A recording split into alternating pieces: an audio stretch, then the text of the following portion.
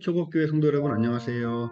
오늘도 수요 예약 필수에 오신 여러분들을 환영하고 축복합니다. 우리가 지난주 함께 나눈 말씀 기억하시죠?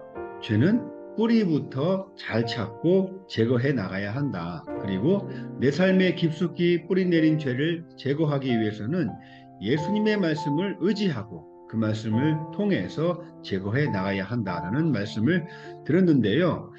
우리가 이 말씀을 신뢰하며 나아가야 하는 이유는요. 우리가 그런 죄를 제거해 나갈수록 뿌리가 뽑혀져 갈수록 그만큼 하나님의 축복과 은혜가 더해지는 삶을 우리가 기대할 수 있기 때문입니다. 여러분, 우리가 하나님의 자녀가 되는 순간 믿음으로 하나님을 우리 아버지로 믿고 나아가는 순간요. 알 수 있는 것이 두 가지가 있어요. 하나는 뭐냐면 내 삶에 죄가 있구나. 이것을 이제 먼저 알 수 있게 되고요. 두 번째는 내 삶에 죄가 있지만 그 죄를 우리 주님의 말씀으로 충분히 이겨낼 수 있구나. 이 두 가지를 우리가 알 수 있습니다. 그래서 날마다 내 안에 있는 죄를 하나하나 발견하고 그 죄로부터 승리하는 삶, 이런 삶이 하나님의 자녀의 삶, 믿음의 삶이다. 그리고 그런 삶이 복된 삶이다. 이렇게 분명하게 말씀을 드릴 수가 있는데요. 이런 죄에서 승리하며 축복과 은혜가 더해지는 그런 믿음의 삶을 살아가기 위해서는요. 여러분 두 가지를 반드시 명심하셔야 합니다. 첫 번째는 죄에 대해서 적극적인 태도를 취해야 한다는 것을 명심하셔야 합니다. 물론 죄에 대해서 적극적인 태도를 취하라는 말이 적극적으로 죄를 지으며 살라라는 의미는 절대 아니에요.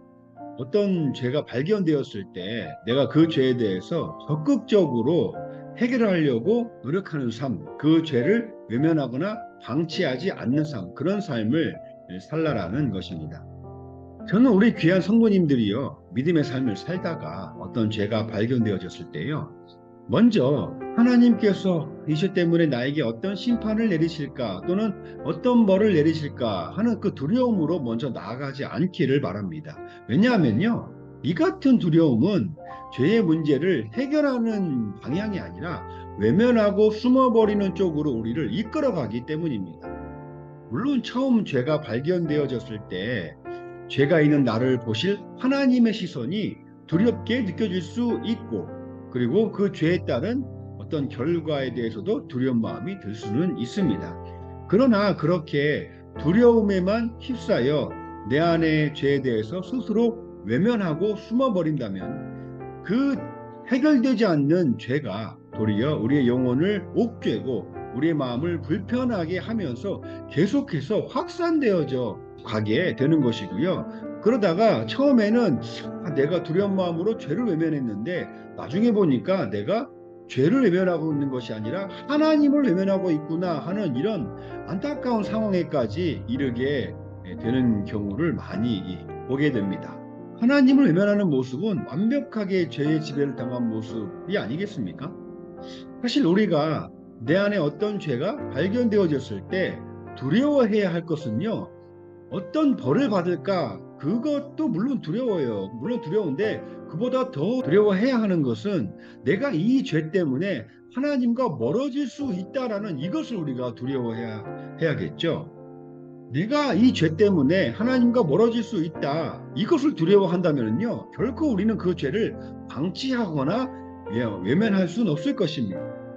도리어 그 하나님과의 사랑의 관계, 은혜의 관계를 계속해서 유지하기 위해서 적극적으로 우리 안에 있는 죄를 해결하려고 할 것입니다.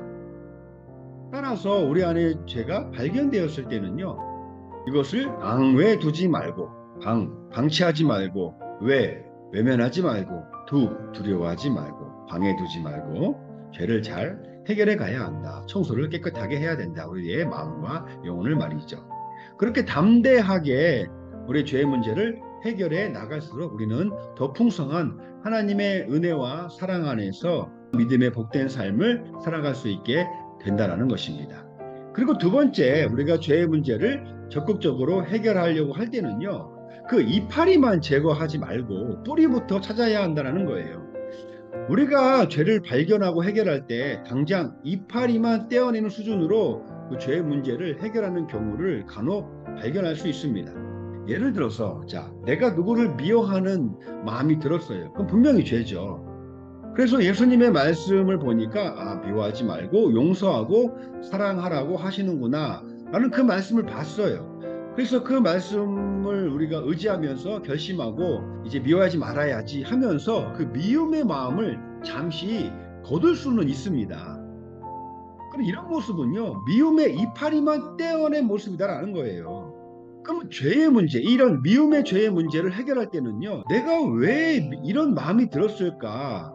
이런 미움의 마음이 들기까지 혹시 나의 어떤 욕심이나 과도한 어떤 나의 기대감이나 섭섭함 같은 건 없었을까? 그런 하나하나 그 죄의 줄기를 쭉 타고 오다 보면요, 그 뿌리를 찾아낼 수 있고 찾아내야만 한다라는 것입니다. 여러분, 우리가 누군가를 미워할 때 가만히 우리 마음을 한번 들여다보면 무조건 그 책임이 상대방에게 있는 것이 아닐 때도 많잖아요. 오히려 그 미움의 뿌리를 따라 내려가다 보면 그 원인이 내가 가진 어떤 실망감이나 섭섭함 또는 내 욕심에 의한 것일 때도 적지 않다라는 것입니다. 그러면 그렇게 뿌리를 찾지 않고 그냥 이파리만 떼어내 버리면 그 미움의 이파리는 또다시 자라나지 않겠습니까? 그래서 죄의 문제를 해결할 때는 항상 그 뿌리를 찾고 해결하려는 믿음의 노력이 반드시 따라야 한다는 것을 강력하게 말씀을 드리고 있는 것입니다. 그렇게 믿음을 가지고 노력의 시간을 갖다 보면 어느새 말씀에 비춰진 우리 자신의 모습을 더 잘 바라볼 수 있게 되고, 그럴 때 내가 알지 못한 나의 연약함이나 나의 부족한 모습까지도 더 잘 알게 돼서 주님을 더욱더 간절히 의지하게 되겠죠. 그렇게 한 걸음 한 걸음 하나님의 자녀의 축복된 삶에 가까이 가게 되는 거예요. 사랑하는 성도 여러분, 제가 말씀드린 나무에 감긴 칡 넝쿨 이야기 혹시 기억나시나요?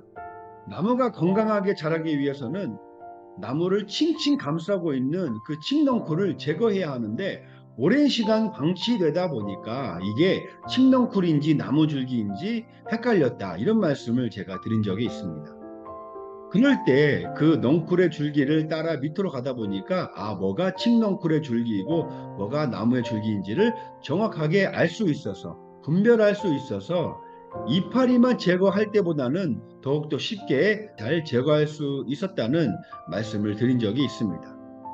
여러분, 우리의 영혼을 감싸고 있는 죄의 넝쿨 그대로 두지 말고요, 죄에서 승리하신 주님의 말씀을 가지고 하나하나 잘 살피고 분별하여 제거해 나가는 복된 믿음의 삶을 살아가게 되시기를 주님의 이름으로 축복합니다. 그런 삶이 능력 있는 삶이고 그런 삶이 하나님께서 기뻐하시는 삶이 될 줄로 믿습니다. 그런 믿음으로 오늘도 내일도 모레도 이번 한 주간도 앞으로 계속해서 그런 삶을 주님과 동행하며 말씀의 인도함에 따라 잘 살아나가시는 복된 믿음의 삶이 다 되시기를 주님의 이름으로 축복합니다. 감사합니다.